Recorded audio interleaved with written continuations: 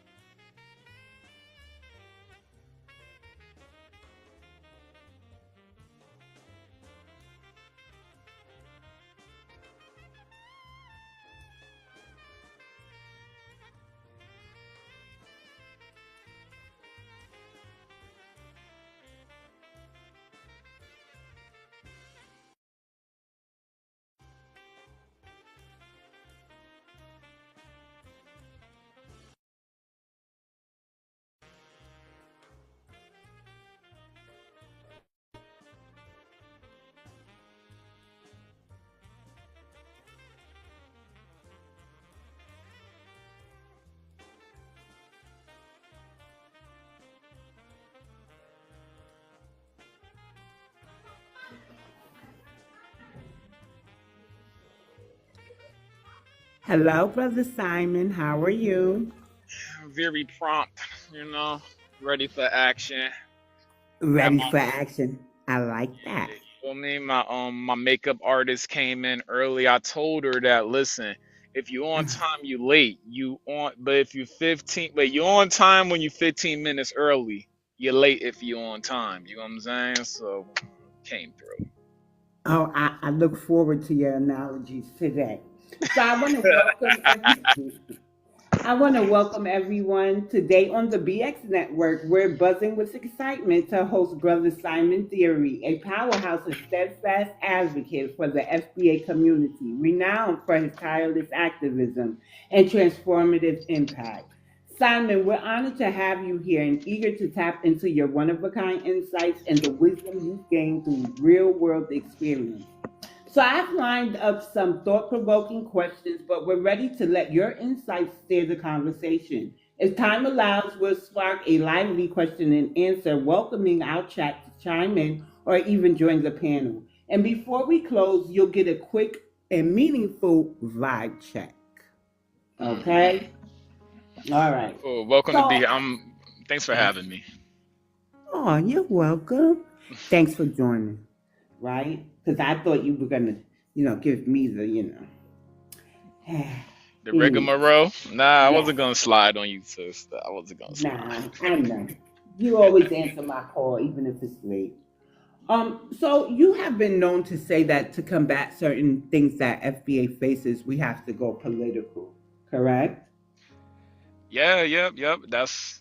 That's absolutely true. So I want to know, or well, we want to know, how did you get into politics, especially at a time when people are opting to stay on the couch? By accident, actually. It was completely by accident. I'm an ex-Pan African. I definitely want to start off with that. I'm a proud ex-Pan African. Um, and what happened was, if I could remember, I was on X, formerly known as Twitter, when it was Twitter, when there was a reparations just conversation brewing. And as a Pan African in those early days, I just did a lot of listening because I do come from the idea that everybody black, right? Um, with the understanding, though, even in my ex-Pan-Africanism, I always thought that individuals understood that we are the black ethnic group. They are melanated, yeah, but they never identified as black as their skin tone. They identified it as, okay, if they call themselves black, it's only because they want to unify with black Americans when they're in the USA. Um, and it was vice versa. They always called us black Americans, even in the Pan-African movement. I have to say there was not many uh um uh, uh, uh, foreigners that live on their land that actually were Pan-Africans. A lot of ones that moved to America, they would kind of say Pan-Africanism to be around. Moving forward, uh, when the reparation conversation began, it turned into a how does one group receive it and who was it for? And within that Pan-African conversation of reparation, a lot of delineation started happening, and you started seeing foreigners that we supported for the past 50, 40 years start turning their backs on the rightful conversation of who deserves United States reparation and who the United States reparation package belongs to. Where it turned out to be this is going to be a political fight. This is reparations is not a social issue. It's a legal issue, and legally it has to be given to a harmed group. In that Pan-African conversation, immigrant Caribbeans and immigrant Africans found out that they are not legally connected, nor should they be reciprocants of the United States reparations for the act of United States slavery and chattel enslavement. So that's where my distancing myself from the Pan-African idea or ideology began. And I say about, what's that, 5, 6, 7, probably 7 years later, this is where I'm at as a uh, foundational Black American freedman, Negro, um, with the stance legally on who is the reciprocant group of the U.S. chattel slavery and what harms were done to the Black American Negro freedmen group. We call ourselves BANF. Um, did that answer your question, sister? Yes, it did. Okay. So I just want to say to the people in the chat, I'll open up the panel after I ask the initial questions of Brother Simon. So you mentioned Band F. Can you just tell us briefly what Band F stands for? So BANF is Black American Negro descendant and Black American Negro freedmen, right? These are our legal terms of the uh, descendant groups that were melanated, freed people of color prior to emancipation and through the completion of emancipation, where your descendants can be, your ancestors can be found on the 1870 census. We are the people that were awarded the 1866 Civil Rights Bill, the 13th, 14th, and 15th Amendment, and we are the people that freed ourselves through the Civil War um, and emancipation of 1863 through 1865. And so that pretty much aligns with Dr. William Sandy Darrity's legal framework on who is a Black American and who isn't, correct? Correct. Great. Okay, because they be trying this, Simon. Um, so when I first met you on TikTok, I liked how you eloquently explained the importance of why FBA having its own autonomy was of the utmost importance. Can you describe its importance for those of us who may not have been privy to hearing your words as the rest of us were? Why it is important. I like that question. I say it like this. It's important for um the foundational band. I like foundational band. Like 'cause we are our band. You know how some people say tribes, clan. I like band because our Black American Negro descent. We are our own band. Join the band. Get your instrument, and let's make this noise. All right. You play the drums. You got the trombone. It don't matter. We about to make beautiful, royal, political, and spiritual music.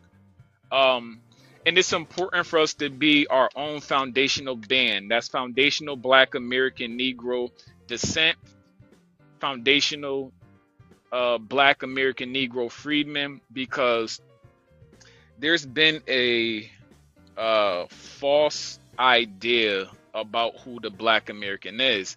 And it all came once Pan Africanism came around, when we started tethering. That was a tether move a little bit, that Pan African thing.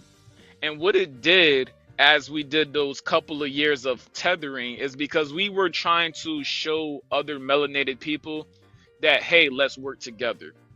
But it backfired, because what it did was it made other melanated groups around the world think that we didn't know our identity. It made them think we somehow, it got in their head that they started thinking that we needed rescuing, or that we had a lost hope. Pan Africanism, it might be like the 17th, 16th chapter of Pan Africanism, where it goes into the idea where other melanated people around the world thought that we never established the identity for ourselves. They didn't look through the entire Pan African Bible to where it reached chapter, I think it's around 23, where it says that, oh no, Black Americans always had their own culture, but we thought it would be respectful to kind of show a African accepting party. It was just a acceptance party. And so, but because we put on that immigrant acceptance party, many migrants thought that was a call to them to say, please help us find our own identity, which is completely false. We've been majestic Black American Negro freedmen from the start. I'm not gonna go too hard, but we've been the majestic people. All right. I like that. Okay. We've been Yes, majestic. exactly. So it seems that with the importance and nostalgia of hip hop's 50th anniversary, many throughout the African diaspora have a bone to pick with foundational Black Americans. The Latinos expressed that they contributed to hip hop's creation, or rather, it was 50-50. Some mainstream old school artists agreed with Fat Joe, because we know that's who we're talking about, who made that statement. While others established that Latinos were anti Black Americans, and those who were the outliers and sort of did kind of hang out with us were students of hip hop, but not creators. Would you agree? Why or why not? I will agree that anybody outside of the foundational band is a guest in hip hop, a complete guest in hip hop. So they would be students. Uh, they wouldn't even be in our vehicle. I'm not give. I personally don't allow them space in none of our chairs. They're part of the following carpool, you know. Yeah, hip hop took off. We created the engine, tires, the axle, seats, the nostalgia of it. And then people saw our nice new fly vehicle drive by, and these people wigs flew off and their glasses flew up to the top of their head like, woof, what was that just passed by? And that was Black American hip hop. So yes, everybody else is just in a carpool behind us trying to replicate the original vehicle. So I did mention the African diaspora. In light of everything that's been going on, more history has been coming to the forefront. We're finding out, or we're bringing to the forefront, actually, that we ourselves have the Black American diaspora, and the African diaspora is those other people, right? Would you Absolutely, agree yeah. with that? Yes, And can you expound on it a little bit? sister got the questions dialed in today. Mm. Alright, so cool, yeah, and that's part of the identity that we minimized a little bit by doing that Pan-African thing, because when we did the Pan-African thing, it merged our already established Black diaspora. Because, and I'll get to that in a second, but it merged our Black diaspora. It made people start merging. You gotta remember, these people now think that we need to be rescued for some strange reason. But it merged our Black American, Black diaspora with the African diaspora, and it didn't do any better to our representation when Jesse Jackson falsely, without the consent of the majority of the Black Americans, got into bed with the Boule and the white liberals and reclassified us as African Americans, when our ancestors called that term African American, they called it schizophrenic. It was a schizophrenic term, and that was a poll taken by Jet magazine, where it came back as African American was a schizophrenic term. So that's so yes, there are two separate diasporas now. I would say it's three, and I'm gonna give respects to the Caribbeans. I think they are of their Caribbean diaspora. I think the African diaspora is for the people of the continent, and the Black diaspora are the Black American, the Gullah Geechee, American Indians, the Creole, the Freedmen Negro, okay, the foundational Black American, the Sulan. We have our own Black diaspora, our own Ebonics, Ebony diaspora here in the United States. You know, the Caribbean would agree, because I recently read that the Caribbean, in an article, it did say Caribbean diaspora. So I wonder if this would be intersectionality. We do know that there were ancestors who were born on this land, the United States of America, but then left before emancipation. I believe the year was 1822. They went into like Liberia, and then this what is called Freedom Town in Africa too. Correct? Liberia, that was the Colonization Act, correct? I The believe so. The Colonization American, Society, the yeah. American Colonization Society. Yes, I believe, yeah, that's what it was called. Yes. And so, wow.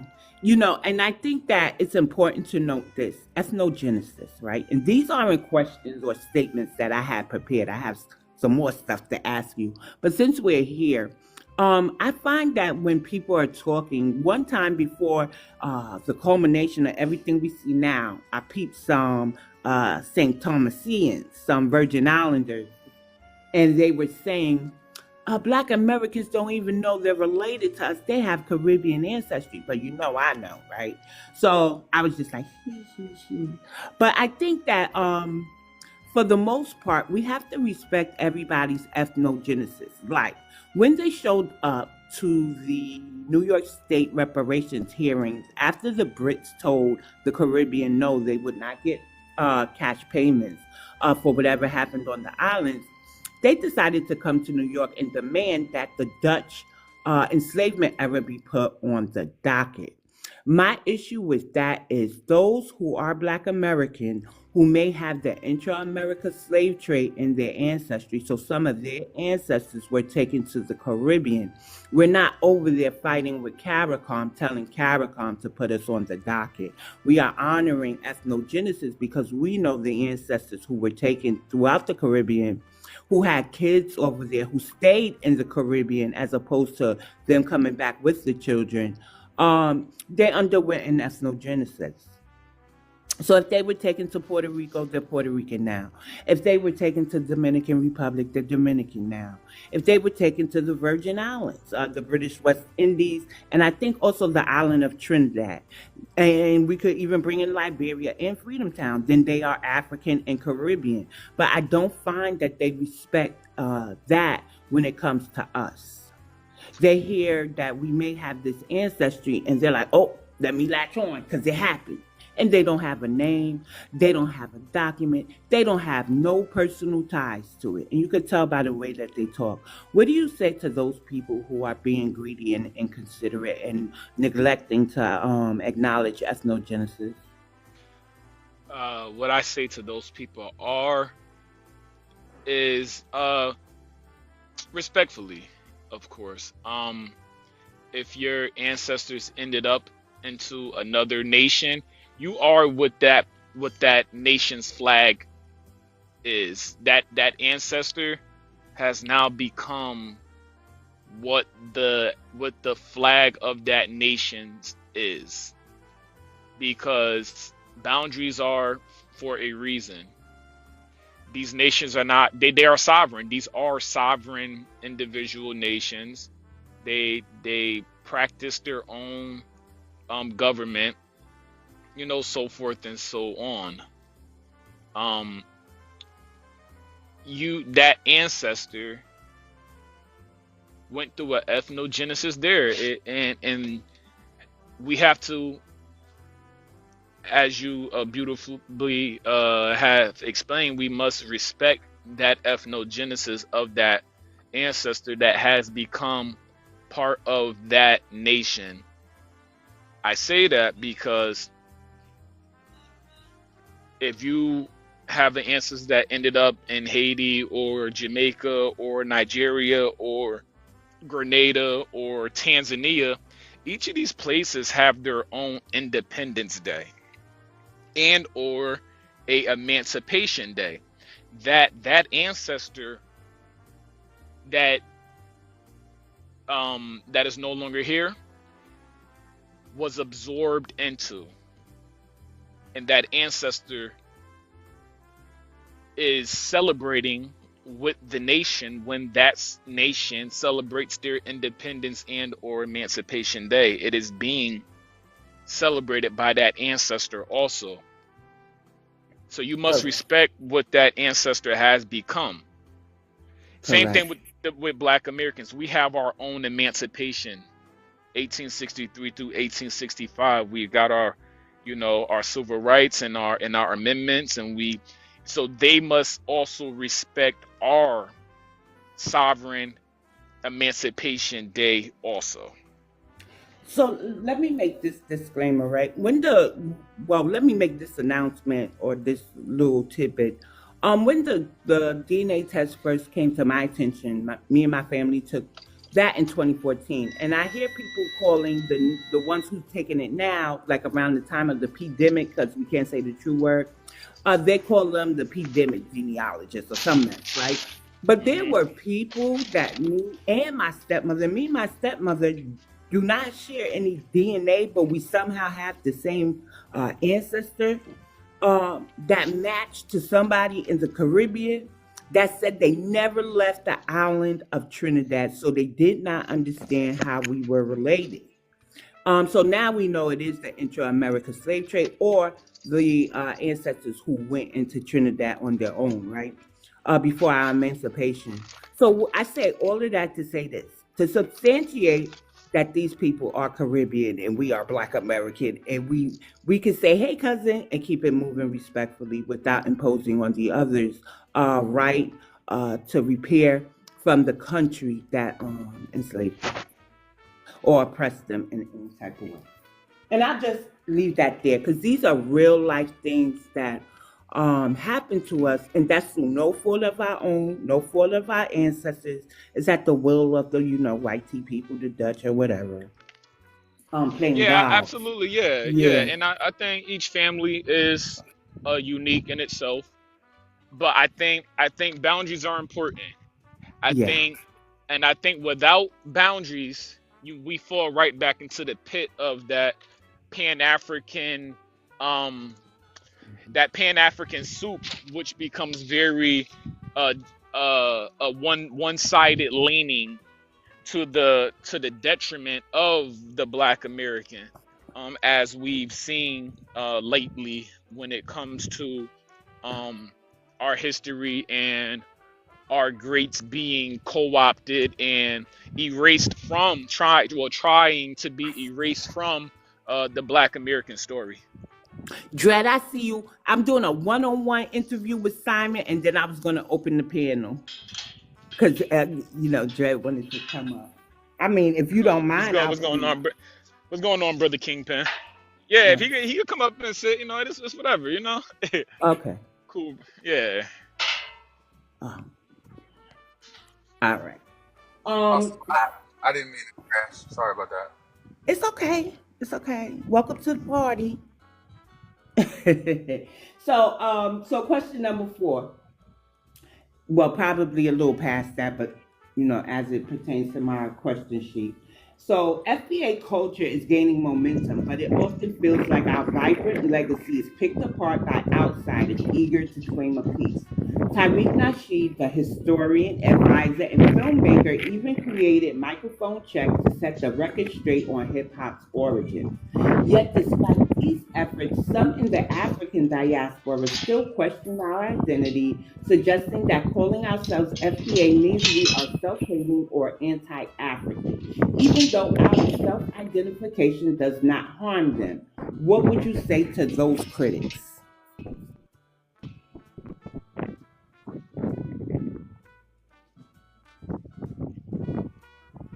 I'm sorry, I Simon. didn't hear the last part of the question. Okay. Yes, can you hear me? Yes, I can hear you. So I'm gonna just read the question over. Okay, what was Okay. the last part? Yes, yeah, thank Okay. you. You are. So I said, FBA culture is gaining momentum, but it often feels like our vibrant legacy is picked apart by outsiders eager to claim a piece. Tariq Nasheed, the historian, advisor, and filmmaker, even created Microphone Check to set the record straight on hip hop's origins.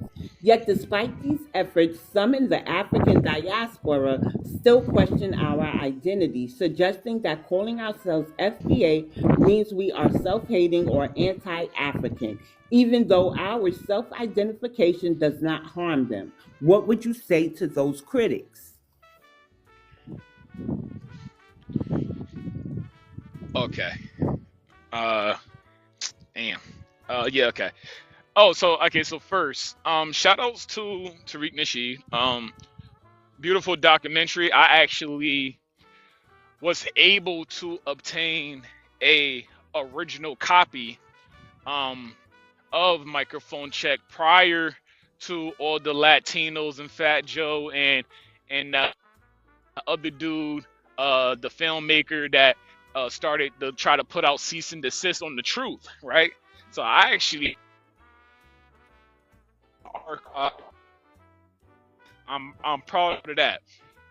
What I would say to the critics that want to minimize the truth is you can't minimize the truth. We have too much documentation. The attempt to minimize any Black American Negro Freedmen truth, foundational band truth, it's going to be a red herring, and you're unable to. The the paperwork is longer than a Walmart receipt. Okay, it goes, it's nonstop.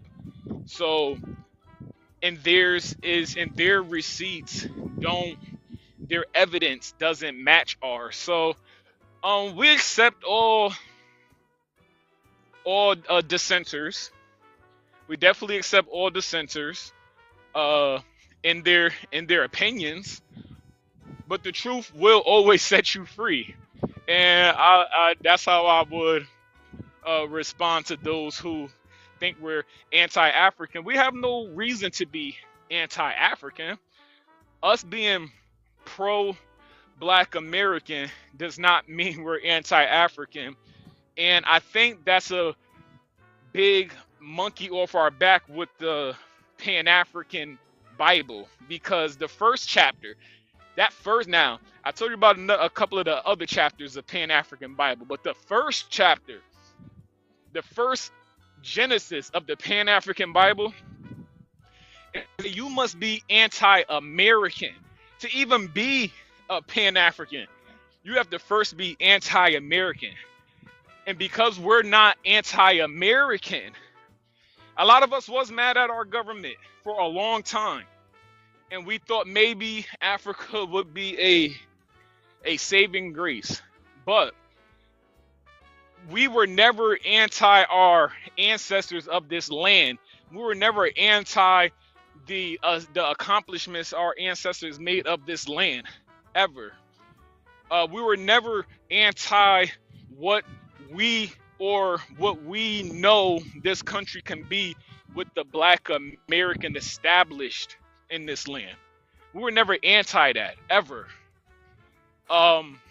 That's big difference from what they think being anti-African is. So now that we're not in that Pan-African religion anymore, we are pro-American and we're pro-Black American. That doesn't mean I'm anti-African.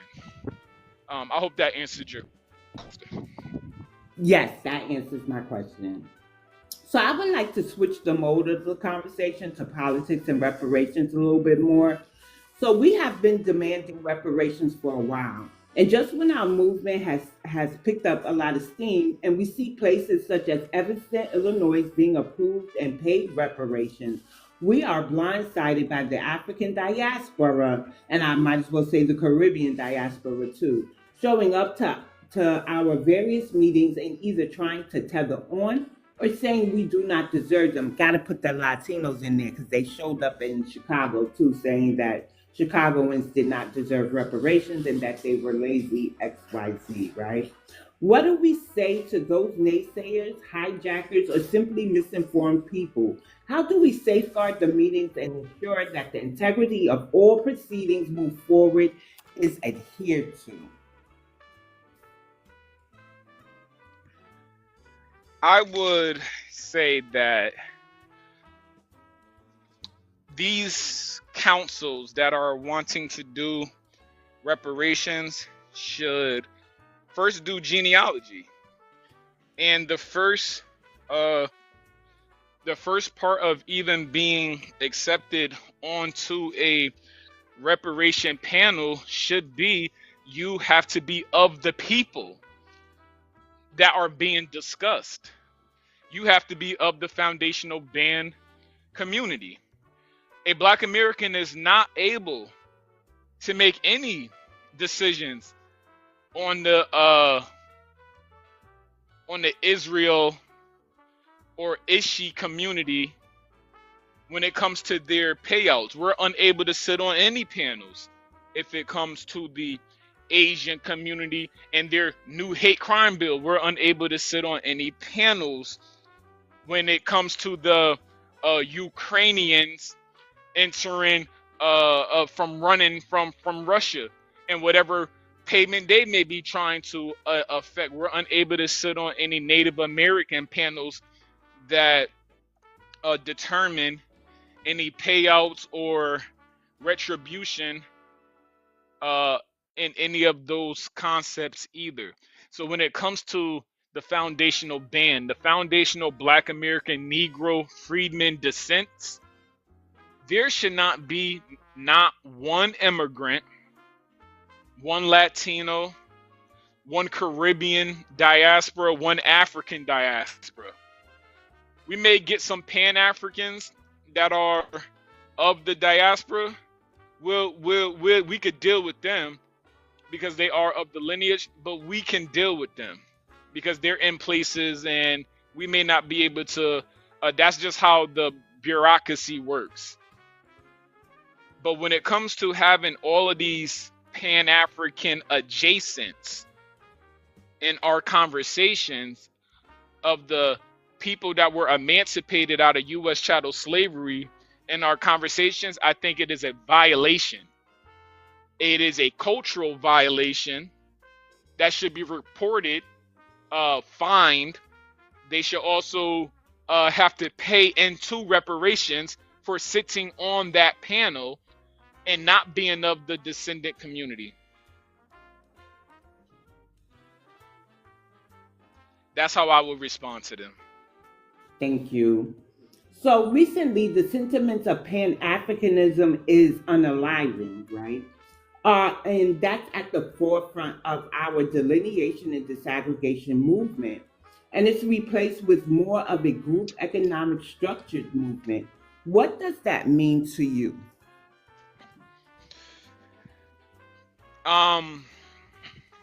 Grassroots, lineage grassroots.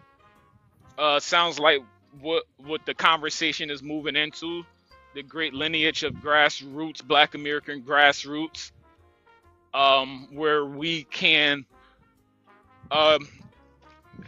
build and develop our own economic centers. And it's okay to be selfish. We live in a selfish country. We definitely have selfish invaders here, so it's okay for us to be selfish. I don't think there's anything wrong with us developing our own economic centers and going through the American business nonprofits and trust routes and banking routes that, with the correct language, nobody can bring to the Supreme Court.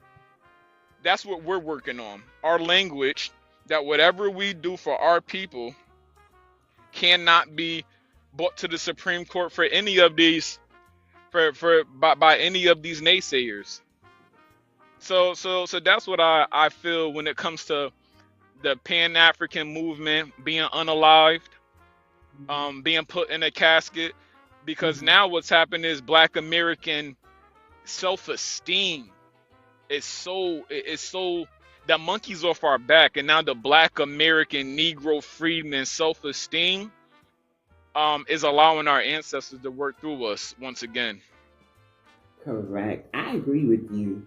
Do you support the demand for the collective effort of boycotting African businesses, such as the African hair braiding shops? Do you think the disrespect from the Africans and their descendants, meaning the first to third generationers, has ended or just quieted? And should the boycotts now include Caribbean businesses? Why or why not? I think everybody should continue to be selfish. I think everybody else has an issue because we've been the only people not being selfish. And so Africans don't shop at Caribbean restaurants. Caribbeans don't shop majority at African restaurants. These people have their own enclaves of who they shop with. So they've not only have they delineated from Black Americans, but they delineated from each other. African may go into a Hindu or like a Pakistani restaurant because they generally are of the Muslim religion, so they need those products. But Caribbeans are not generally Muslim. The Caribbean diaspora are not usually of the same religion of the African diaspora. And so they, so I think people have already been being selfish. And I think it's okay for Black Americans to not support people and find their own to circulate the dollar within our own community. I think us building our businesses with ourselves is okay. And if you understand that, okay, this person, I think we should be selfish against a lot of these white companies also.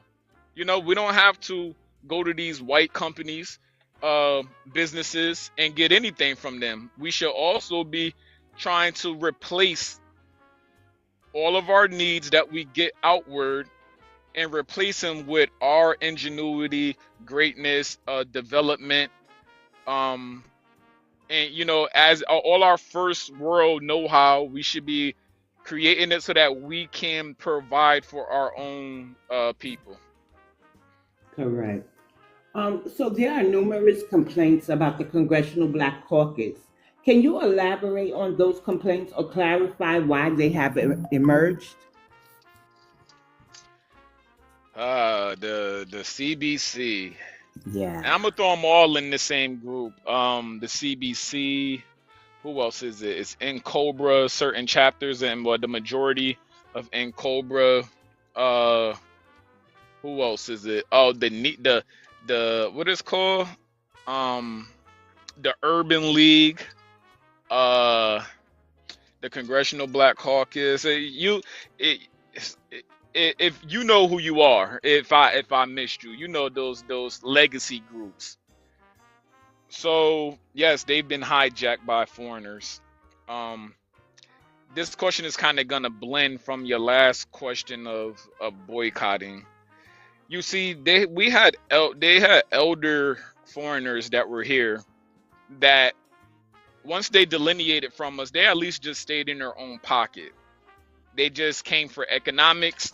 They wasn't really trying to get into politics and destroy what Black Americans have done.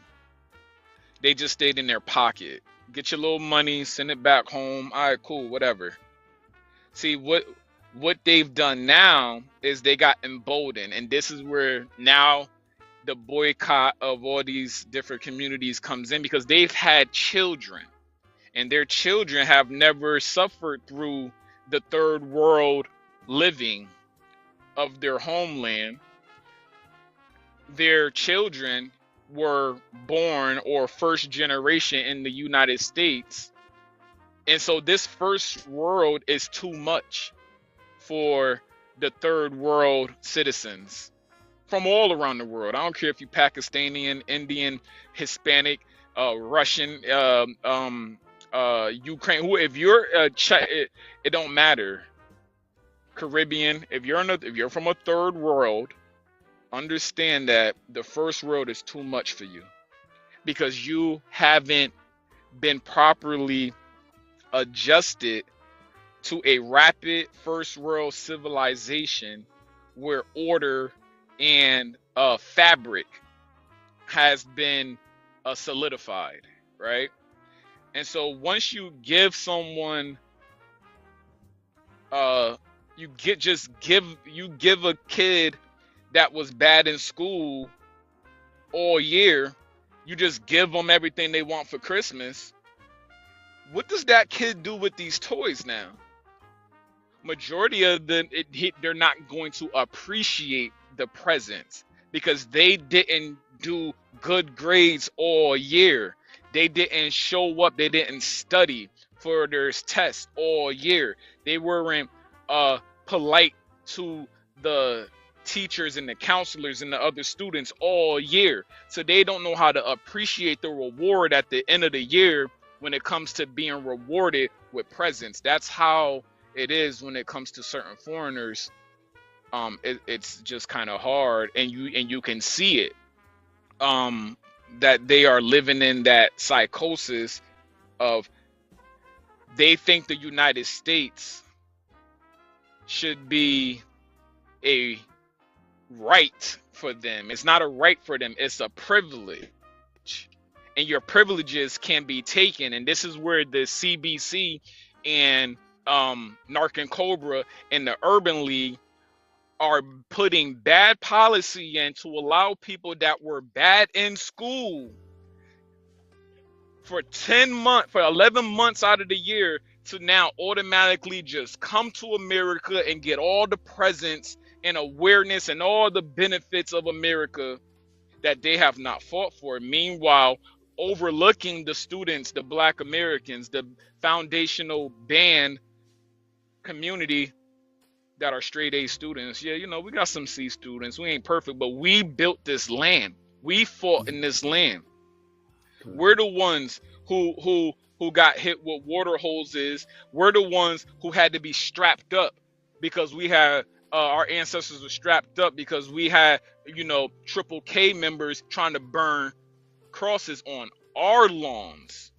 This is a different thing. And so with these foreigners and our legacy groups that they also don't have heritage to be a warrior like the Black Americans, they are out of order. They are stale. They are still stuck in that Pan-African Bible that is being used as a detriment against Black Americans. The Thank Black you. American ethnic group. Yes. Yeah. So if we are, so some say that we shouldn't participate in the voting process, right? But we do have these complaints about the Congressional Black Caucus. So how do we disband the CBC, the Caribbean Caucus, the Haitian Caucus, and the African Immigrant Caucus? Because they all sound like direct conflicts of interest to foundational Black Americans, since the CBC has almost, what they have, almost, I want to say half of the members have an immigrant background. So how do we disband them if we're supposed to sit the process out? So those are all non-profits. Those are profits. Those are not the if correct me if I'm wrong, but those are all nonprofits. They're not voted in through election. Those are nonprofits. These people are placed. So what I would recommend us do, and I'm no know-it-all, but I would sue them for monopolizing for you a type of monopolizing type of civil suit against them, because those legacy organizations were established in a time when the Black American Negro ethnic group was the only ones here. And so they were established to help the emancipated Black American ethnic group. And now that and now that foreigners have monopolized the uh, um, the growth and the handle of these legacy organizations, there should be a case brought against them that now they are operating out of the jurisdiction of the civil rights movement, because they are actually discriminating against Black Americans now. So they should be sued for harms against discrimination. Yeah, for harms against using discrimination against the Black American ethnic group. I agree. So, Simon, you are one to brag that foundational Black Americans have over 55K inventions under our belts. When we hype up our great ancestors and elders, which is also a form of veneration, we are met with statements from members of the African diaspora and some Caribbean, from the Caribbean diaspora. And what they say is that our ancestors were the ones who were the builders, that they were forced to build, and we ourselves, as their descendants, aren't building anything. Being who I am aware that we have people with pending patents today. Are you privy to that knowledge? Take part in assisting those who are trying to create new things for global use and enhancement, or if you too may have something in the works for us. um how I would respond to that is jealousy makes you feel like a turtle. Okay, people that are jealous about our ancestors and how we rep our ancestors is because they live in a turtle shell, and that's okay. They should step their engineering up, right? And when it comes to us not being we're not adding on to our creations anymore, I call cap on that. There are plenty Black American inventors that are still creating. Um, Shout outs to one of the brothers down in Georgia, I believe, just came up with a new solution for fuel. Shout outs to that brother. We have a brother that is creating new ways to do social media. Shout outs to that brother. Um, I myself have some patent pending uh ventures going through. So yes, I believe that it is very disrespectful to not give credit to Black Americans or our ancestors when um, when we have all of the proof and history that we and our ancestors are uh, great builders and continue to be great builders, and we have the right, regardless to what they say. Hey, we have the Yeah. right to honor all of our ancestors.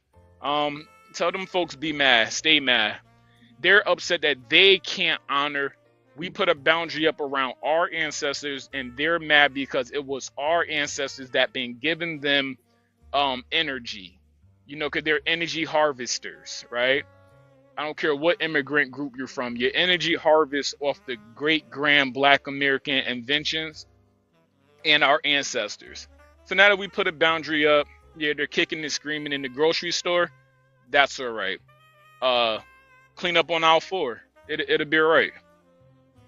I like that. Um, So, to continue to identify as African American and engage in the feel good of Pan Africanism without tangible reciprocity means we do not acknowledge our ancestors who built this land and whose bodies were the first sold on Wall Street. Is it feasible for us to continue doing such as an ethnic group undergoing an ethnocide? Also, please touch on the fact that when we are asked to name our second great grandparents, we can do so with ease, right? Some of us do hit a brick wall, but for the most part, we can't get past our second great grandparents. And why do some callously overlook it for a continent that never loved its own people, so we know it could never love us? uh, uh, great interview questions for sure. Great. Are us because of the elevation, the documentation that a first world country has, again, because of the records that any first world country will have. Yes, a Black American can reach back easily to their second great grandmother. We can easily reach the 1870 census, without a large sneeze. Okay, without that's skipping a stone in a small lake. That is very accomplishable. Uh, People may want to downplay that because they they have the lack of access to that valuable tangible. See, that's a tangible. That is a valuable tangible. Being able to research your ancestors back 100, 150, 200, 300 years, that's a valuable tangible that Black Americans may be the only ones that can, outside of European Americans. Outside of European Americans, it's Black Americans are the only ones that can reach 300 years back, 200 years back, 150 years back. So the jealousy comes with the resource of having. So when you look at someone once again, um, that is able to accomplish something that you wish you could, it becomes an argument due to the fact that if someone tells a story and it's only oral, oral stories get lost in translation. You know, sort of like the game of playing telephone.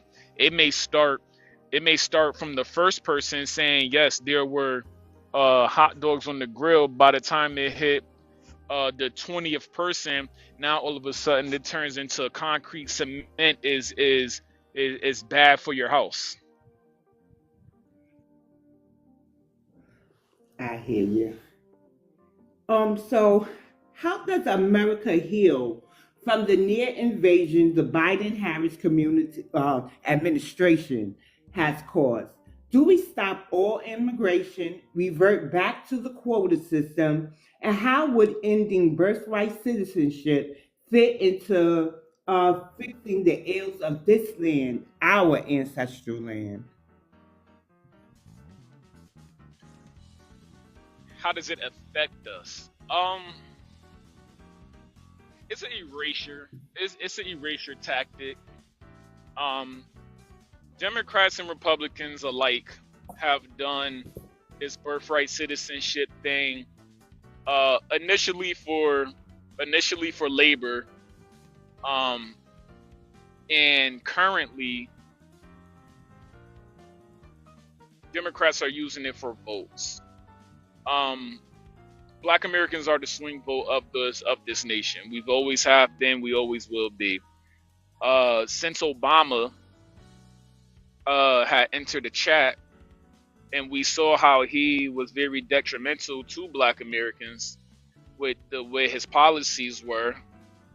How he had a nerve to, in our historical lexicon, remove Negro, a very sacred, very descriptive term of the emancipated Black Americans, remove Negro from our ancestors' name that is on their birth certificates of what they were classified as, and then go into the federal lexicon and try to replace it with African American. Our ancestors never heard of an African American. So with this birthright citizenship, all you would have is more immigrants willing to do the same thing. And shout outs to the very innovative and collegiately minded Black Americans, where we were able to only fool us once. You only fool us once. Because Kamala Harris was supposed to be the knockout punch. There was no fooling us twice. Kamala Harris was going to use birthright citizenship to get every Hindu, every Caribbean, every African that was waiting at that border, every Hispanic that was waiting at that border to flood this United States and destroy the Black American swing vote. That's why Canada has so many Indians, because they were piling up in Canada. Her home people, and I'm talking about people from India and Canada, they were piling up. And if Kamala Harris would have won, they would have came down like that Niagara Fall, right? That's attached to the United States. They were gonna fall in that bitch. They had us all focused on the Mexico border, that they were cloaking them under the Canadian border. So immigrants and political power is dangerous to the United States using the 14th Amendment. Because, hey, white Americans, do you know why Rome fell? Hey, white Americans, you must learn why Rome fell, okay? So when you figure out how Rome fell, you would then understand why giving Black Americans reparations is actually very productive, very invigorating for the United States. We don't send our money outside of the United States. We grow the United States economy. Rome, once more. And yes, so that's where the 14th Amendment is very dangerous. Also, you have melanated people that come here that want to erase the Black American history. And with the 14th Amendment, they check our box as being Black ethnically when they don't have an ethnic culture of being Black. Yeah, that answer could kind of go for a while. It could bring us into a lot of different topics. Let me see your following questions. Yeah, I'll let that one rest there for a second. Okay. So the next question is, what can we expect? What can we expect from you and the lobbyist group you are a part of?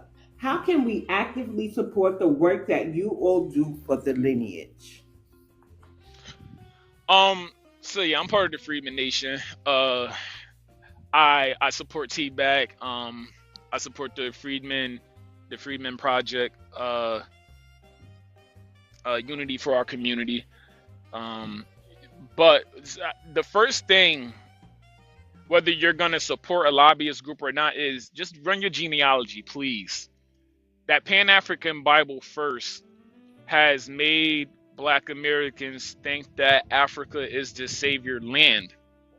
So my first advice would be to run your genealogy, find your family at the minimum of the 1870 census, and it would be beautiful if you could find them on the 1860 census also, right?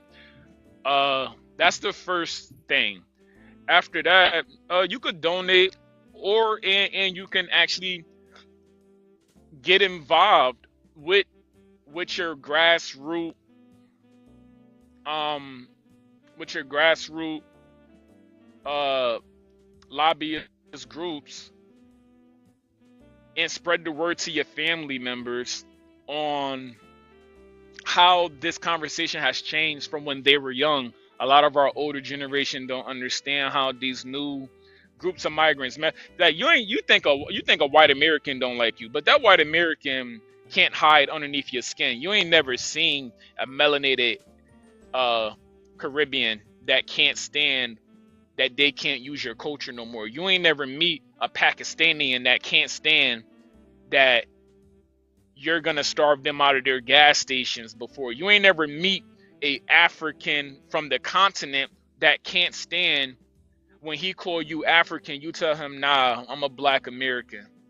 And he's in your political group, and now he understands that you not calling yourself African removes his civil rights. Migrants don't have rights in this nation, especially not the illegal ones, especially not the ones that check off the Black American box. They don't have rights. All rights, LGBT, women, so all these rights are based under our civil rights acts. And so you could support your lobbyist group, and you know what? Not one lobbyist group is better than the other one.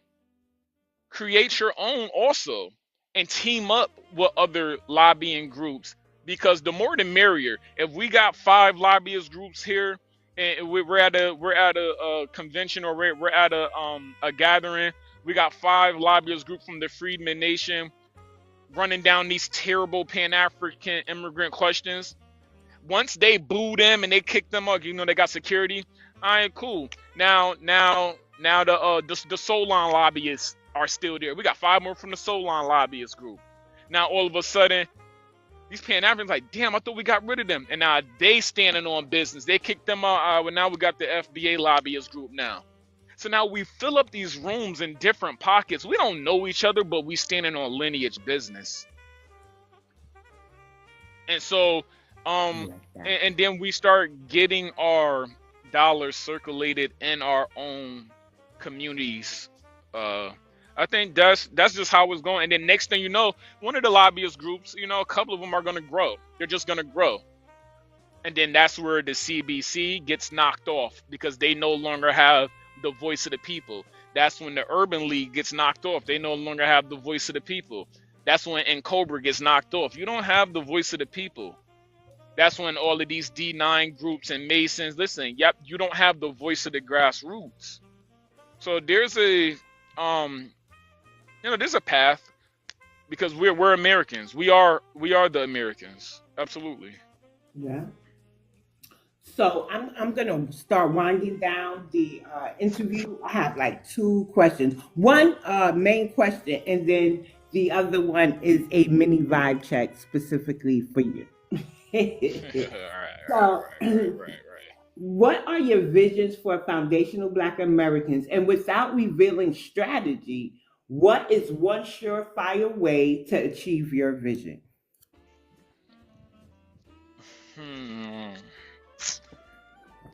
How do I put this?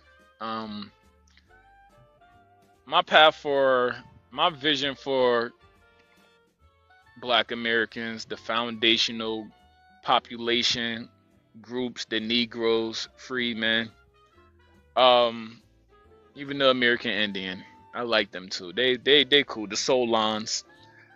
Our path, my group, the my vision is to have us be self-sustained within each other. From a agriculture stance, from a banking stance, a security stance, and an entertainment stance, and an education stance. These are industries that we should and need to jump into. I think we're all innovative enough to look at something that we like and say, hey, this isn't as perfect as I like it. And then I add something to it. And then I get it protected. So yeah, I think that was vague enough, but I think, fuck you none. Yucky stuff. So that y'all can start requesting up if y'all want to come up and have an open conversation. But I'm about to give Simon a mini vibe check, right? And if y'all have been around for a while, you know that we really used to do this, right? So Democrat, Republican, Independent. Which one? Oh, me? I'm an actual independent. I'm more like a conservative independent. It's a vibe check. All you gotta do is say one answer. You don't have to really get personal with it. It's just like, what would you choose out of the choice? It's like a multiple choice. What would you choose? I'm being It's independent, okay. man. Yeah, I'm It's independent. okay. Party loyalty or policy first? Loyalty. Wait, really? Party? Listen to it now. Party loyalty or policy first? Oh, policy. Okay, I see. Okay. Policy. All right. Policy. So retire African American and Black, but re-implement Negro? Yes or no?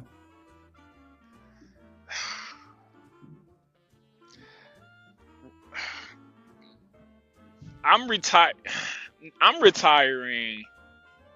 I gotta pick. I'm not retiring Black, but I can retire African. Same here. Yeah, retire. I would retire African American, keep Black and Negro. So reparations include 5 pillars, and restitution is one of the pillars. True or false? True. Okay. Brandon Johnson, Eric Adams, arrested or banished to help develop Africa, since they love immigrants so much. Oh, banished to Africa. Just banish them. Don't arrest them. Send them on a plane. Banish them to Africa. Let's see how that goes. And they can't use no American currency. Nah, you can't use none of this American dollar no more either. All your companies closed up, B. Right. So Letitia James fraud case, right? Ready? Guilty, innocent, or Trump is doing too much?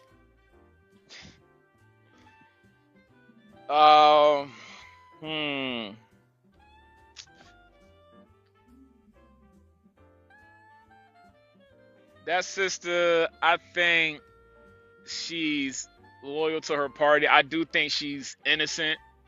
I think Trump maybe, when it comes to her, I don't want to throw her under the bus, but I think her party got her in trouble. I think her party got her down a rabbit hole, and that's sad. But so if I was gonna answer, I'd say she's innocent, but I think her party got her into a rabbit hole that she can't get out of because she was loyal to that blue fence. You know what I say? I think I threw her under the bus. First of all, she is of Jamaican descent, right? Oh, really? Yes, she is. But you can't ask what she is, because it's going to give you African American. You got to ask what her parents are, or if her parents have Caribbean ancestry, and it'll come right on up. We got to be creative with ChatGPT. Yeah, I didn't lineage check her. I didn't know at all. Wow. Now listen to this though. She might have to go back home then. Damn. See, she shouldn't have been in our politics. Right. But listen, she, around the time of the pandemic, she is the one who made the Asian tip line. Remember when New York did that ish? And also she was out here damn near crying over the Haitians possibly losing their TPS. All of that combined, I think she just has some karmic debt that has to be paid. And what I say to that is, we can't tell karma how to come, but she's coming. And I think she's coming with Trump doing too much, right?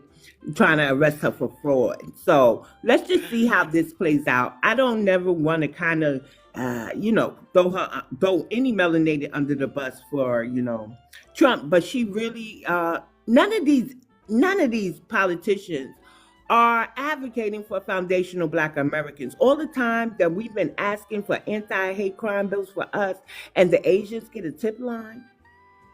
And that's information. I wasn't privy to that information. I haven't done too much digging on Letitia James, right?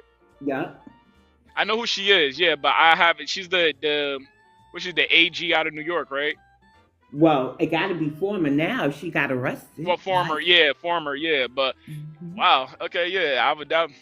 Damn, well, then them Caribbeans in New York better rally. I mean, we still sipping our tea. If that's the case, right. We still grown, we still resting. Of course. And so I have some more lighthearted ones. I'm gonna keep it short. So catfish or whitings? I'm a catfish man. You know me. Blueberry muffins, homemade or from the box? Blueberry muffins, homemade or from the box? I ain't never had no home blueberry muffins, so I guess I'm getting them from the box. Hey, Brother Sage. That's crazy. Grits, cornmeal porridge, or cream of wheat? Ew, cornmeal or porridge, man. This all grits, man. With my catfish, baby. Or some grilled, or some type of shrimp on it. Oh, so I got the perfect question then. Home fries or hush puppies? I like them both, but I'm gonna go for the culture. I'm gonna go hush puppies. So you having for breakfast catfish, grits, and what you said? Hush puppies? Hush puppies with some scrambled eggs with some cheddar cheese. Yeah, there you go. There you go. We know Simon's favorite meal. I just got two more. Tang or Kool-Aid?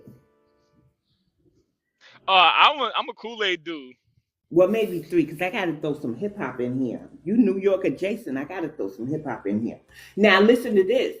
Saturday cartoons or Saturday martial arts programming. Remember back in the days we used to get up and watch Kung Fu? Well, I know I did. All right, so my generation, I'm big Saturday morning cartoons. I can't hold you. I was on my Yu-Gi-Oh, my Power Rangers. I was on my Static Shock. You know what I'm saying? So I'm Saturday morning cartoons. Oh, what else is on? Oh, my Transformers, Mummies Alive type. What else is on? Yeah, having an interview with Simon.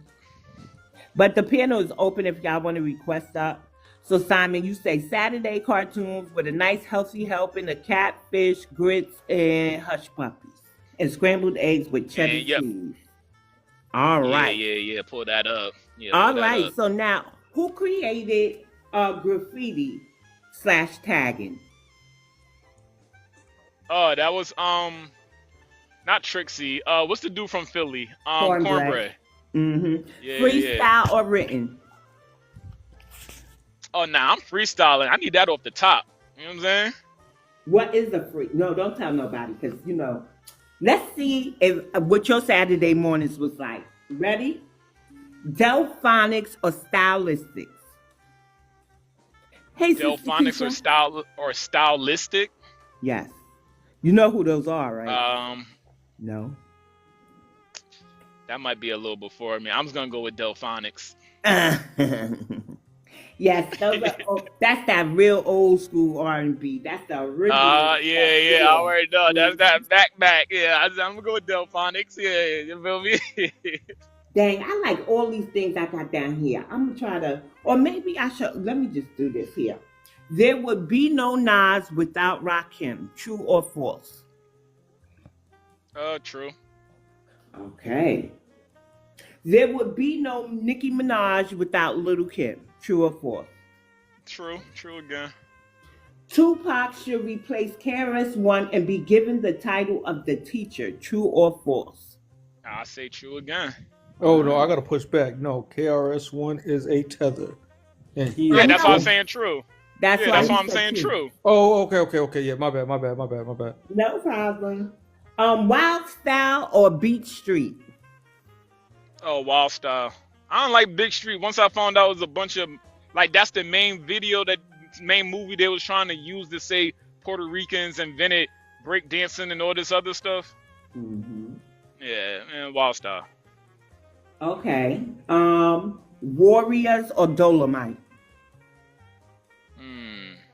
I like Dolomite. Yeah, I'm going with Mm. Dolomite. I like all that. You know me. All that slippery. All right. Let me see this. KFC, Popeyes, or Churches? All right, so like us, I'm tri-state, so I'm going Popeyes. But I know No, churches is big down churches, south. bro, man. I know I'm saying I know people like churches. I know people like. I get it. But listen, I like Churches. me a We had a little. churches in New Pop, York. yeah, We had one in the Popeye. Bronx for years. Yeah, Popeye's got too many tethers in it. Ah. Nice. All right. Let me see here. Lemon, chocolate, strawberry, or coconut cake? Lemon, chocolate, or Strawberry. strawberry coconut cake. All right, so in my family, Mhm. I got bakers, so I'm going with that strawberry or that coconut cake. Yeah, that strawberry or coconut, it gotta be straw. Yo, delineation. Yeah, I got some bakers in my family, man. That I got a baker that can make a mean chocolate cake too, a mean one. Uh-uh. But it's gonna be in that order. It's gonna be strawberry, and then coconut, and then I'm gonna go chocolate. But I do like my chocolate. With I the do like my chocolate. the coconut gotta have the shaved coconuts in it. Yeah, it's a shade, of course, of course. Oh yeah. If you didn't know, if you didn't put that shaved I love some coconut on chocolate it, cake. What if you man. put the strawberry and the coconut together, like and pineapple, like a tropical cake? What?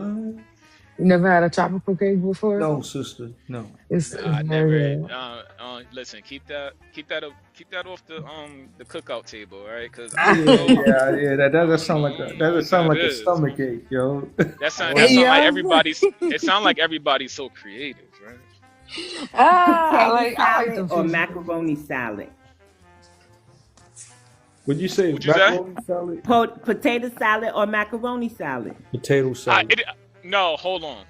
See, this depends on the event, right?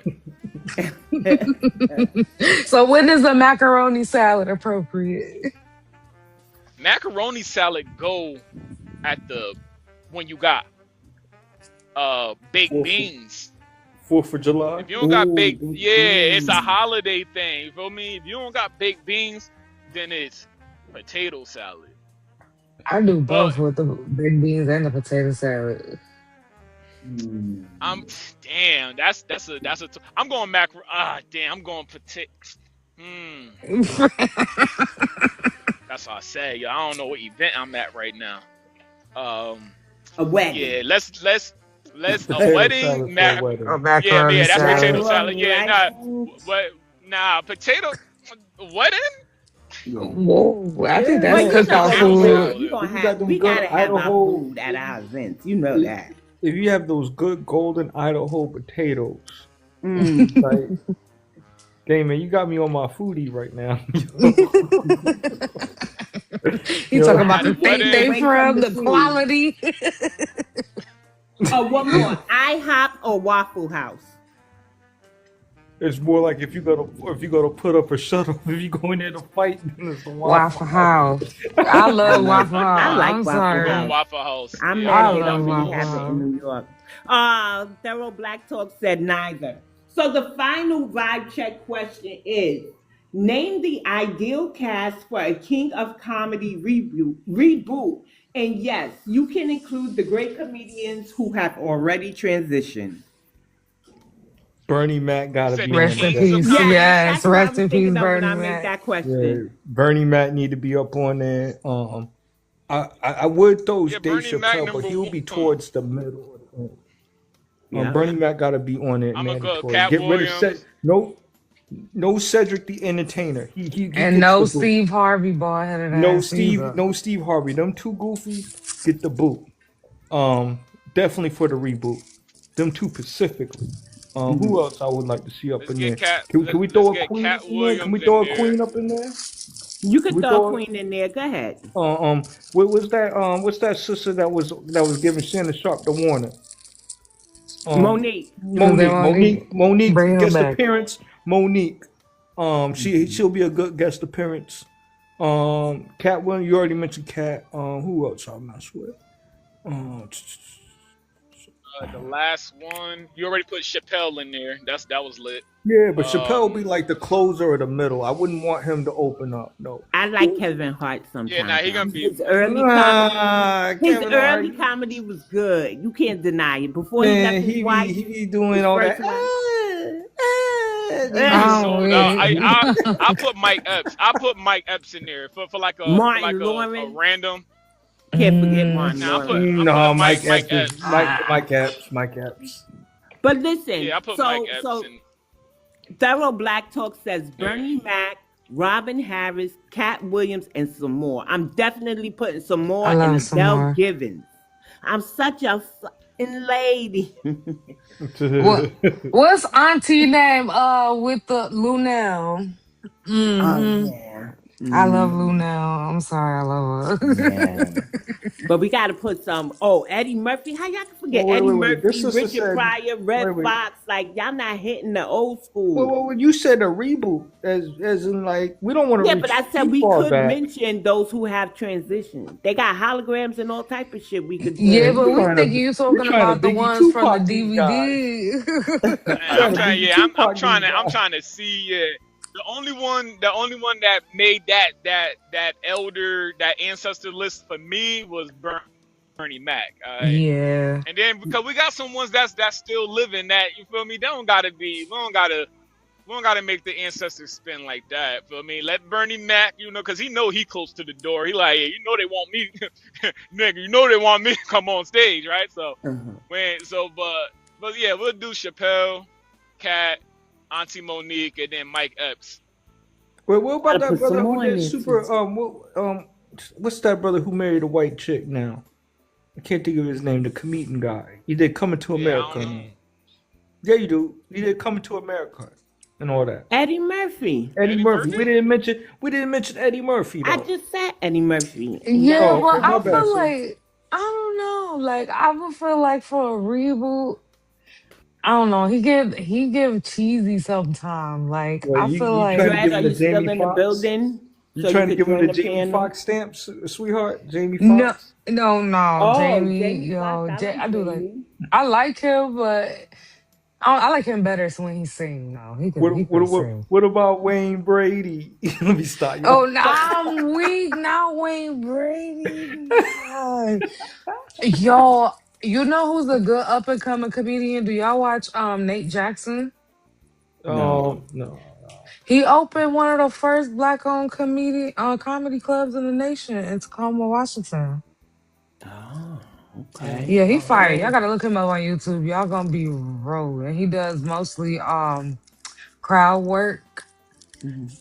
And he had a Netflix special and everything, but yeah, he came up on his own. He owned his own rights and everything, and he's dope. And he opened his own studio, and I think Cat opened his own studio as well. Yeah. So, is there anything that y'all heard during the conversation that y'all want to chime in on besides the vibe check there? Yo, why that sister said no to Mike Epps, but yes to Martin Lawrence? Martin Lawrence wore a dress. Stop. Like, You know, Stop. the conversation. You know how like the comedy conversation. I like the 85 South show. Yes. I will almost have them like host it, or like, you know what I'm saying. I would have them host it and like introduce the other comedians. I would have the 85 South show, the three of them kind of host it, introduce the comedians, they do their sets, and then and then they move on step by step. This is trademark. All right, so whoever is kind of listening for me, fall back. All right, He like, I'm trademark putting this Simon in Theory. production Yeah, yeah, trademark Simon Theory Productions. All right. on record.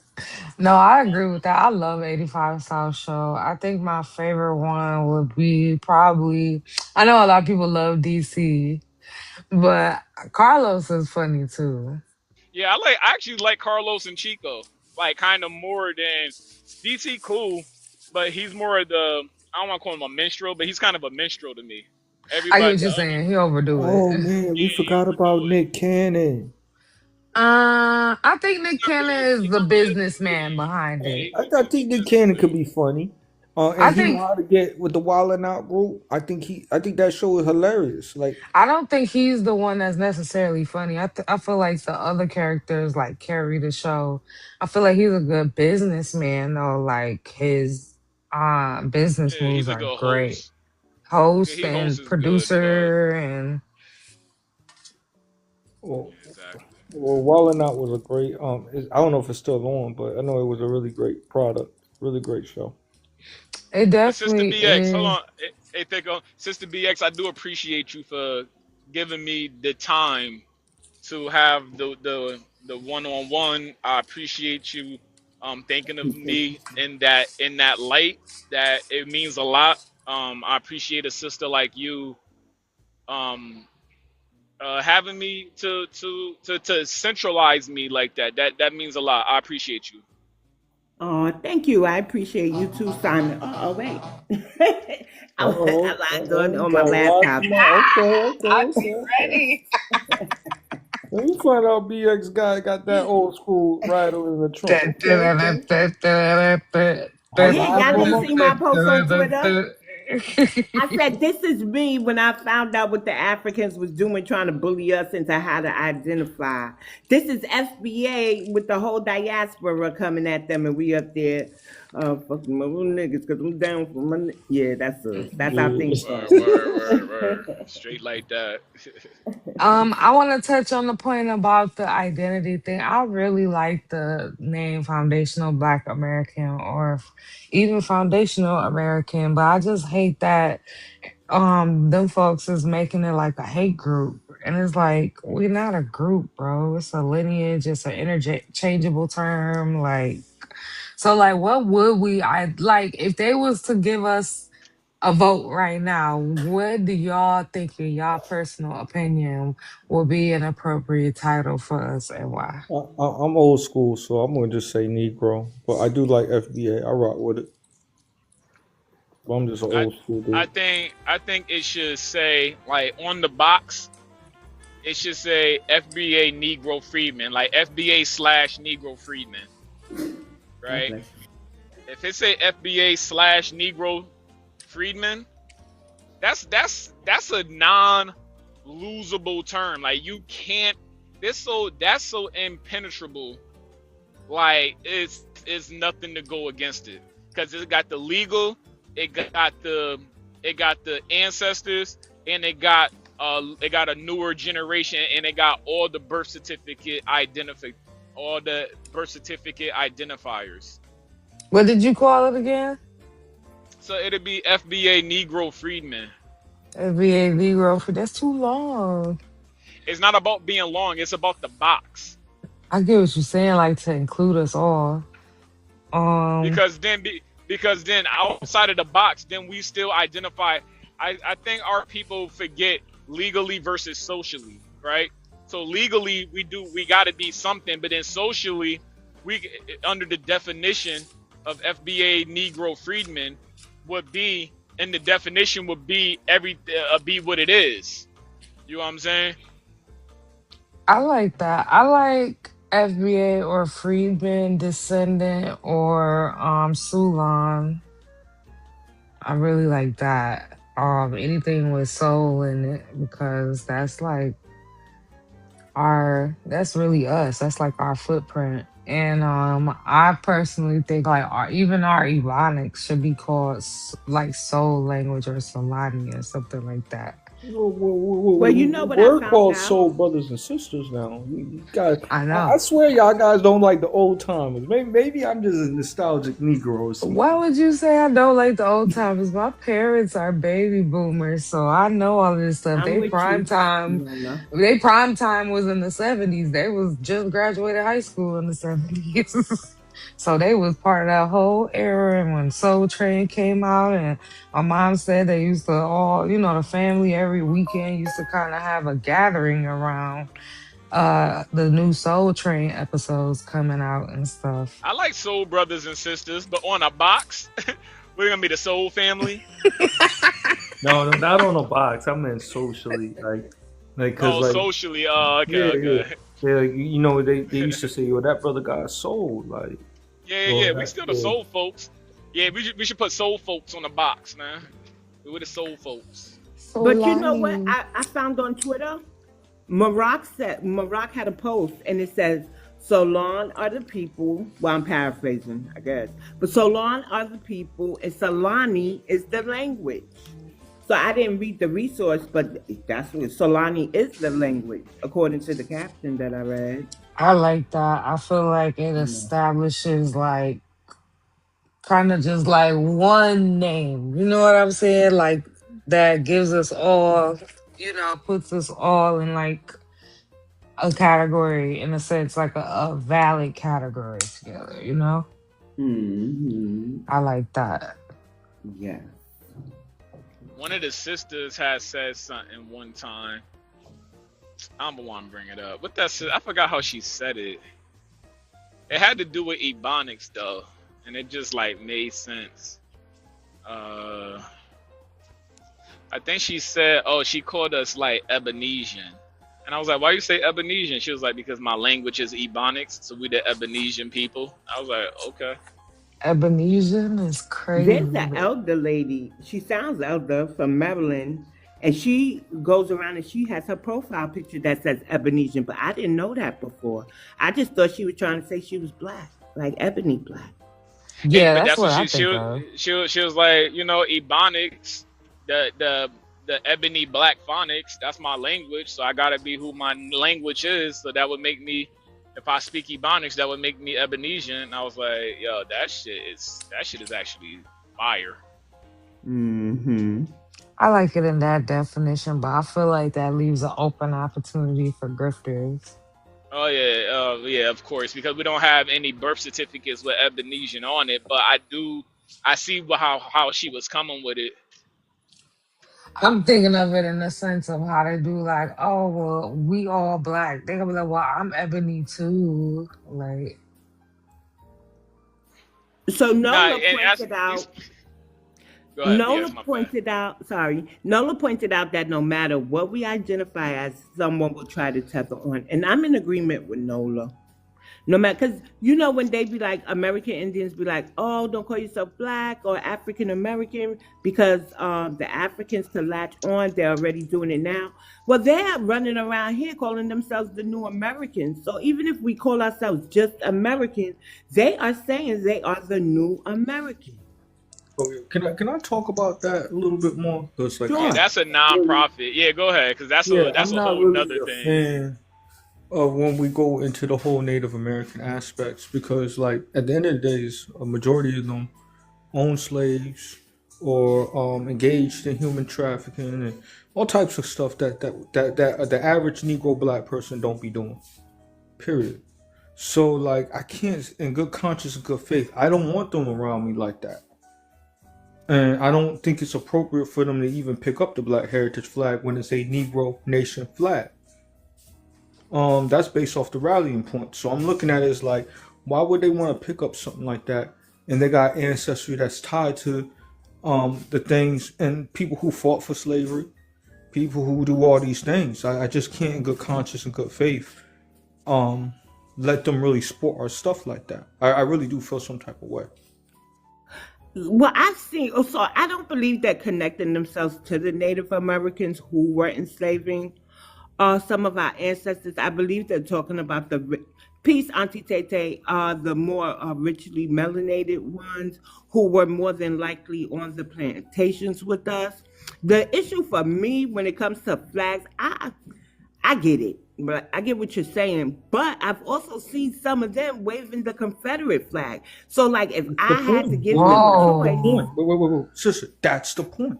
These individuals, we need to really look at. Oh, you're talking about the really radical ones, because no, I'm just putting them in a whole bunch of crayon box. Okay. Like, I look at a lot of them as colorists. I look at them have a lot of problem because you see my complexion. Like they have an issue with melanated people. And some of the things that they say is like borderline what a white tea person would say. Brothers and sisters are monkeys and stuff like that. I'm not cool with that. I don't care if I'm beefing with somebody that may look similar to me. It's just certain lines I would not cross as a black man because I know that that's going to open up the door for other ethnic groups to treat me a certain type of way. Right. They feel like in some regards that they're exempt from that. And that's kind of my problem with them as a collective because of the things that they say comes across as very offensive. And were you on Clubhouse when all of this first started? I was around since the beginning when they even towards the fact. I'm trying to find that footage from the California Task Force when they came up in there and they said that they said I'm from a land of feathers and black people from the transatlantic slave trade were lands from the land of tethers. Shout out to Carrie. So like these are things that I've witnessed and seen over a 10-year span with these various different factions I've seen online in regards to how they treat Negroes and regular old black folks. So and I think the ones that you're talking about on Twitter, because I'm a land, because I wasn't on Clubhouse. No, that was the California Task Force stuff. They actually went on the mic and actually said that during a task force hearing. I believe that the ones you're talking about said that, right? And I believe that I've come into contact with some with that mindset, but do you know what I do? I block them and I move on. I can't be around somebody that's going to constantly put me down, put the ancestors down, and be all colorist and radical and all that other stuff. And the same way, if some FBA do the same thing, I block them too. I block them, I keep moving, but I wasn't around since Clubhouse days. So a lot of the stuff that I'm getting that you're saying is kind of new to me because the only thing I've really encountered with them was the slave baby lines and the don't call yourself black and we not black. That type of stuff. It started off with where the slave ships. That's where that's where the kind of the my grudge is against them making light, and then when you bring up it's the Dan Calloway, and they think they're regurgitating original information. A lot of them be regurgitating Dan Calloway, who's been ran down from the, and then they be reciting the Moorish Science Temple language, and now they getting ran down again. And so, but they think they're regurgitating natural, organic, newly found information, and they're not. And that's just some of the problems I had. It was the slave ships. So when I break that whole talking point down, I said you could point to the insurance records. They're not going to keep ships that were over 400 plus years of age. They're going to blow it up and they put it in a discard shipyard. Then on top of that, most of the scuba divers and all those explorers are rich white tea folks. No rich white tea folks is going to be looking out for no slave ships. And then the rich black people who do have the money to do that recreational stuff, they're not interested. Like a Jay-Z is not interested in finding those slave ships. Like we got to keep it 1,000 here. And these are the things that we do need to excavate some of these type of situations that happen to our community. Yeah, absolutely. And guess what? We'll make. Let's keep that on the low. Yeah, because that's a good idea. Delineation. I like that. Trust. Like the only reason why I talk about this stuff is because back in the day I used to work at Mystic Aquarium. This is when I was coming out of high school, And I don't know if you guys are familiar with Dr. Ballard. That's the white tea folk who found the Titanic. I actually met that dude. And I was like, and I asked him that one time, because I had a young radical mind back then. I was like, yo, why aren't y'all never found this, that, and the third? And he was honest about some parts of it, and actually broke some of that down. So I'm like, where I used to live at in Connecticut, they have what they call the Mystic Seaport, where they have all different types of ships, from the ones that hunt down the whale for whaling and everything else. So I've been around that culture. So when I hear people say that stuff, I get really offended by that real quick. Like, yo, really? Is that what we saying? Like, I don't go off and ask them, like, where the land at. Like, I know what happened to their land. You know what I mean? So this is what they don't want to admit, right? Instead of them just saying that there were a lot less Africans that made it to the United States, they want to say there were zero. And saying it was zero is just, that's not true. It wasn't zero. But the numbers, it wasn't 500,000 like they was teaching us back in the day. We don't know that. We don't know that. But we honestly don't know that. And I would lean more on the insurance records. Because well, we currently do know it because Harvard and Dr. No, I ain't trusting Harvard, man. No. Listen. Louis Gates has teamed up with Harvard, and he's running all the new slavery.voyage numbers again. Secondly, the creator of slavevoyage.org came out, and he said when he even created slavevoyage.org, he got it from a book. And because he didn't like the numbers, he embellished the numbers from the beginning. So there are Louis Henry Gates, a black archaeologist, a black historian, has already ran these numbers, and he's dived in deep. His last numbers was like 100. It was like 200,000, and then I've seen some research where it came back to like a low 110,000. I gotta push back on it because this is the same school that had From the Roots, right? Shout out to my man Tammy Lanier, Free Renty. This is the same school that wouldn't release those pictures because I actually know these people, bro. I actually know these really people in real time, real life. I could call them up on the phone. That woman Free Renty. This is the same school that held on her pictures of her dead ancestors. Their unalive ancestors out here pimping slavery papers and pictures and stuff like that. No, I ain't believing what Harvard got to say. I don't care if they got a black front man or not. This is the same guy when Barack Obama, when he got his situation, he out here having a beer summit. He ain't said nothing. That same Henry Louis Gates. So, I can't rock with it.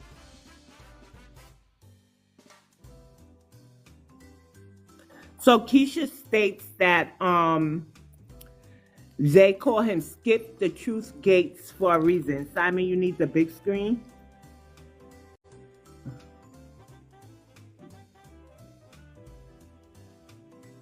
Yeah, that's what I saw too. They brought it down to 200,000 as opposed to the 300 that they were talking about before. But did you hear about the Yale when they were downplaying the slave count who built up their school? Like these Ivy League schools know they owe us reparations.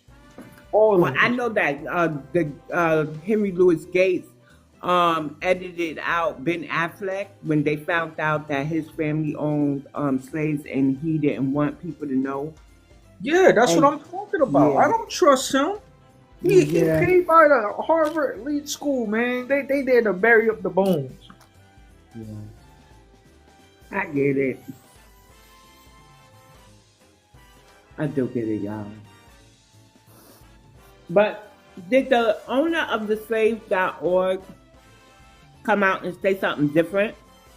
Simon, that thing is mad bright. I can't see the comment. Simon, you want to talk while you presenting? Or you just want to show us that? Oh, nah, you can take me off.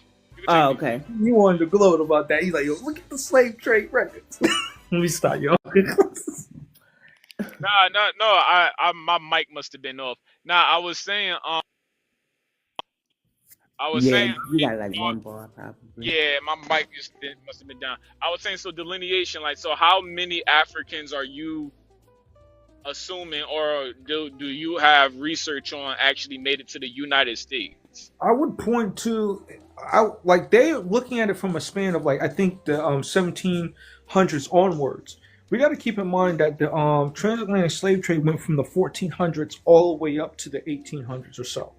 So like, so when they talk about that, that's them watering down those numbers. This is coming from John Henry Clark. This is coming from the Negroes Making of America. Like these are the sources that I'm coming with, and this is why I'm calling cap on him. Because he's only focusing on the segment right before when the British called it quits. That's my problem with the guy. So he ain't no truth. So you're saying he's focusing on. So you're saying he's focusing on the USA and not the British Americas, right? Yeah, like you got to keep in mind the Spanish came over here, the Dutch came over here, the British came over. So there's a lot of different European white tea folks that came over here that were bringing their slaves over here. Period. So for them to just sit there and say that, well, this is this segment here at this given period of time, that's not good enough for me. So, personally. but You're that's trying not. to see where I'm coming from with this. But that's not the. That's what I'm saying. That's not the year that they start off with. If you read it, if you look at the website, I think they actually start from 15. Yeah, I believe they start from transatlantic 1500. slave trade started in the 1400s when the Prince. Yeah. So that's 100-something odd years off right there. So but, like, but guess what? They didn't hit the. You know how hard it was to reach the United States. Majority and that's the point. Even if they started from the 1500s, the currents, right? The currents that lay. Remember, you gotta remember these were not engine boats. These were boats that went on sea tide and currents, right? They went on the wind. The current of the Atlantic Ocean goes downwards. It's very hard to get up that Florida current off the east coast of Florida. It's hard to get up that current because it swirls downward, right? So unless you actually have a motor to power through the current, it's gonna be hard to get up there. That's why majority of the Africans landed in South America, because South America sits below Africa on a diagonal parallel. So don't take my word. And you don't trust Harvard, and that's cool too. What I'm saying is, the thing is what they're trying to say is that Negroes ain't built nothing. That when we came over here, we were twiddling our thumbs, and that every other ethnic group, this whole immigrant built America nonsense. Who's saying that? Wait, who? No, I'm saying that that's the logic. When we start chipping away at the transatlantic slave trade, it opens up the door with that, and it even goes one step further, where they saying that Native Americans built America. Like this is the cap and the absurdity that it really gets to, and why I'm so anti against it. Because I know where the logic is going to end to, the end road of the logic. That I have a problem with. Because we know that Negroes built America. I don't believe that's not how I look at it. No, but I'm telling you, but this is how these Ivy League schools look at it. I've sat in a meeting in Yale when they talked about slavery through antiquity. Because I even talk about it in my book. I had a problem with them then. Because I told them straight up flat. It's crazy how y'all want to talk about slavery throughout the ages, but don't want to talk about white tea slavery. But y'all want to talk about slavery throughout the ages, trying to make black people, specifically Negro people, a permanent class. And I'm not rocking with that. So I believe you don't. I believe the narrative that they try to put. Yeah, I believe you on that part. My issue is this, right? I think what these Ivy League schools have never even researched was ethnogenesis. They don't research that caliber. Ethnogenesis is real because white people have been through an ethnogenesis. Latinos, Hispanics, every ethnic group have been through an ethnogenesis. That's not a course taught. in no Ivy League school, and that should be one of the top courses taught in Ivy League, supposed to be higher learning education, right? Because once you know ethnogenesis, now you open up the idea of genealogy, and genealogy is also not a a course taught in any Ivy League school. You know why it's not taught in Ivy League schools? Because ethnogenesis and genealogy breaks white supremacy by itself. Boom. It tells that these Scottish folks, you're not Anglo-Saxon. It tells these Italians, you're also not Anglo-Saxon, which makes you not supreme. It tells these it tells these Englishmen that you were here earlier and now you don't even exist because you erased yourself by letting all these Ellis Islanders come into the United States. You old white supremacist plantation owners, you hardly even exist now. You're actually only 10% of the white community in the United States now.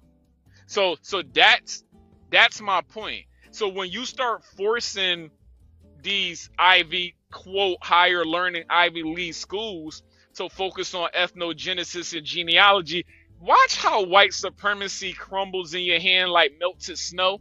Meanwhile, ethnogenesis and genealogy makes the Black American Negro, I'm talking about fit. I'm talking about cock diesel damn strong, guy. It make it look like, yo, these niggas been working out for a long time, right? So that's how when it comes to the higher learning studies, that's where the Black American Negro stands supreme, because we are still here. We haven't disappeared anywhere. Then I have a question for you about this whole ethnogenesis thing. Do you think that ushers in what I would consider multiculturalism, right? This is how you get other people who say that they are made up of so many different things. And the reason why they had the one drop rule is because they said that the Negro bloodline and the heritage and the blood itself was stronger than any other ethnic groups. That was the premise behind the one drop rule. I understand that, but the answer to your question, does it bring in multiculturalism? The answer is no. You know why it doesn't? Why not? Because you got people out here saying that they're Indians. You got people out here. They might as well just say they white. Yeah, no, listen. You know why it doesn't bring in multiculturalism? Because the United States has 2 civil wars. They only call it one, but the United States we're the only country that had 2 prominent civil wars. The Revolutionary War freed white Americans from the British rule, right? And then the Civil War freed Black Americans from white American rule. So it gives us a time frame where multiculturalism does not fit. And you can't fit in that because you wasn't emancipated here. The Negro was. The Negro was emancipated here, and then post-emancipation and pre-emancipation, now that you have a dime